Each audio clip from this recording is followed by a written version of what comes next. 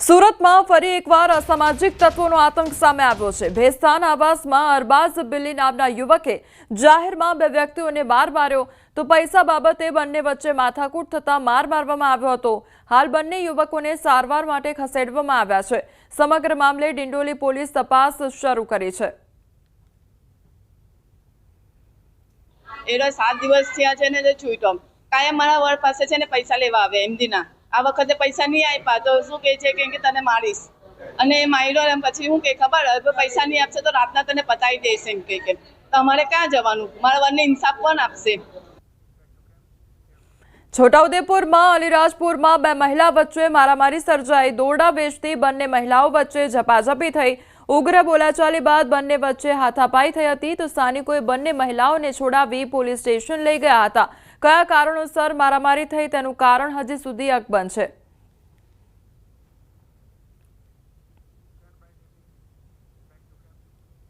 બનાસકાંઠાના પાલનપુરમાં રખડતા ઢોરનો આતંક જોવા મળી રહ્યો છે। આખલાએ બે લોકોને અડફેટે લેતા બંનેને ઈજા પહોંચી હતી તો 2 દિવસથી આખલાઓએ ભારે આતંક મચાવ્યો હતો। સ્થાનિકો અને પાલિકાની ટીમે આખલાને થાંભલે બાંધ્યો હતો તો આખલો પકડતા સ્થાનિકોએ રાહતનો શ્વાસ લીધો હતો।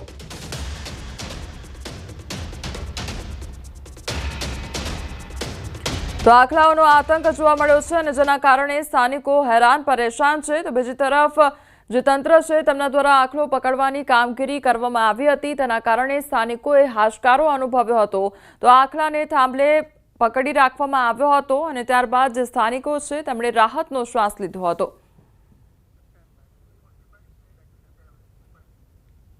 રાજકોટમાં પશુપાલકની દાદાગીરીનો મામલો સામે આવ્યો છે। ઢોર પકડ પાર્ટીના ટ્રેક્ટરમાંથી ઢોર છોડાવ્યા હતા।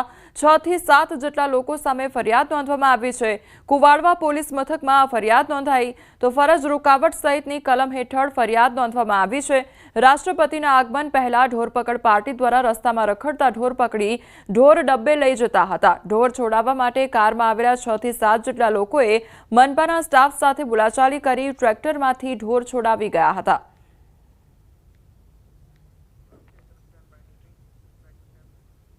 સુરત શહેરના ઉધનામાં મામાએ ભાણેજની હત્યા કરી નાખી અને મામાએ ભાણેજના શરીરના કટકા કર્યા। ભાણેજના અમરનગરમાં મામા ભાણેજ રહેતા હતા અને કોઈ વાતને લઈને બંને વચ્ચે ઝઘડો પણ થયો હતો તો મામા મોહમ્મદ ઇતેકાર ભાણેજ પર તીક્ષ્ણ હથિયાર વડે હુમલો કર્યો હતો। 25 વર્ષીય અમીર આલમ ભાણેજનું મોત નીપજ્યું હતું। મામાએ લાશના કટકા કરી નાખી ખાડીમાં ફેંકી દીધા હતા તો ભાણેજ અમીર આલમ 3 દિવસથી ઘરે નહીં આવતા પરિવારે ઉધના પોલીસમાં ગુમ થયાની ફરિયાદ નોંધાવી હતી। પોલીસને મામા પર શંકા જતા સમગ્ર મામલો બહાર આવ્યો। પોલીસે મામા મોહમ્મદ ઇતેકાર અટકાયત કરી ફાયરના જવાનોએ ખાડીમાંથી મૃતક અમીર આલમના શરીરના ટુકડા શોધી કાઢ્યા।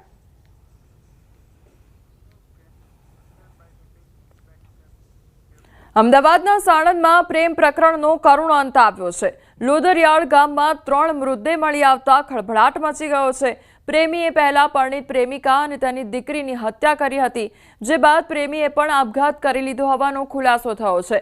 પ્રેમિકાને અન્ય સાથે પણ પ્રેમ હોવાની શંકા રાખી પ્રેમીએ હત્યા કરી હોવાની પોલીસને શંકા છે। મહત્વનું છે કે મૃતક પરણિતાની તેના પતિ સાથે છૂટાછેડાની પ્રક્રિયા ચાલી રહી છે। પોલીસે કાયદેસરની ફરિયાદ નોંધી વધુ તપાસ હાથ ધરી છે તો પોલીસને ઘટના સ્થળેથી 10 પાનાની સુસાઇડ નોટ મળી આવી છે। પોલીસે સમગ્ર મામલે વધુ તપાસ હાથ ધરી છે। એની ખિસ્સામાંથી એક સુસાઇડ નોટ પણ મળ્યું છે। એ બંને લોકો અહીંયા કેટલા ટાઈમથી રહેતા હતા અને કઈ રીતે અહીંયા આવ્યા હતા આ અત્યારે એની તપાસ ચાલુ છે। પ્રાઇમા ફેસી સુસાઇડ નોટને વાંચીને અહીંયાની સર્કમસ્ટન્સીસ જોઈને જો સુસાઇડની શક્યતા લાગે છે। વલસાડ જિલ્લામાં પોલીસે વધુ એકવાર નશીલા રેકેટનો પર્દાફાશ કર્યો। મોટા હાઇબ્રિડ ગાંજાના જથ્થા સાથે 2 શખ્સોની ધરપકડ કરી છે તો એસઓજીની ટીમે વાપીના નામધા વિસ્તારમાં વોચ ગોઠવી હતી જ્યાંથી એક કારમાં પસાર થતા શંકાસ્પદ યુવકો દીપક જયસ્વાલ ઉર્ફે લંગડા અને મનીષ તિવારી ઉર્ફે ચીનુને અટકાવ્યા હતા। તપાસ દરમિયાન બંને પાસેથી ₹12.87 લાખ કિંમતનો હાઇબ્રિડ ગાંજો ઝડપી પાડવામાં આવ્યો હતો। સાથે કાર અને અન્ય સામાન મળી કુલ ₹17.96 લાખથી વધુનો મુદ્દામાલ જપ્ત કરવામાં આવ્યો છે તો હાલ પોલીસે વધુ તપાસ શરૂ કરી છે।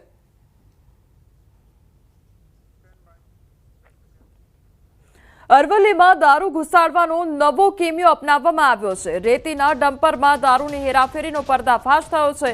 ડમ્પરમાંથી 25 લાખનો દારૂ ઝડપાયો છે। ડમ્પરમાંથી 8,160 બોટલ જપ્ત કરવામાં આવી છે। પોલીસે ઉદયપુરના પ્રદીપ ડામોરની ધરપકડ કરી છે।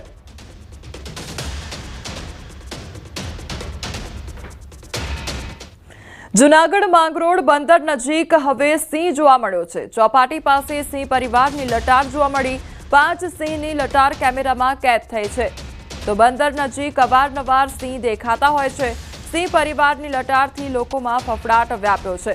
તો એક સાથે 5 સિંહ જોવા મળ્યા હતા અને સિંહોની લટાર જોવા લોકોની ભીડ પણ ઉમટી પડી હતી। તો બીજી તરફ સ્થાનિકોમાં પણ ભયનો માહોલ જોવા મળી રહ્યો છે, કારણ કે અવારનવાર આ પ્રકારના દ્રશ્યો સર્જાતા હોય છે કે જ્યાં સિંહની લટાર જોવા મળતી હોય છે।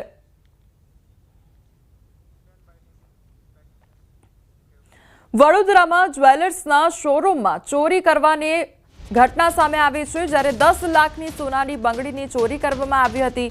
ગ્રાહકના સ્વાંગમાં આવેલી મહિલાઓએ ચોરી કરી। ચોરીની ઘટના સીસીટીવી કેમેરામાં કેદ થઈ છે। પોલીસે ફરિયાદને આધારે વધુ તપાસ શરૂ કરી છે।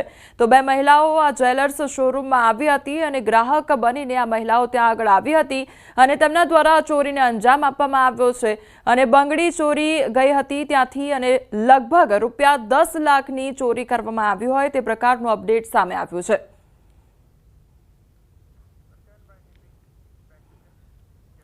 ગિરનાર પર્વત પર ગુરુ ગોરક્ષનાથની મૂર્તિ તોડવા મામલે લોક સાહિત્યકાર રાજભા ગઢવીએ નિવેદન આપ્યું છે। તેમણે કહ્યું છે કે જો કોઈ આ માટે જવાબદાર હોય તેની સામે કાયદેસર કાર્યવાહી થવી જોઈએ।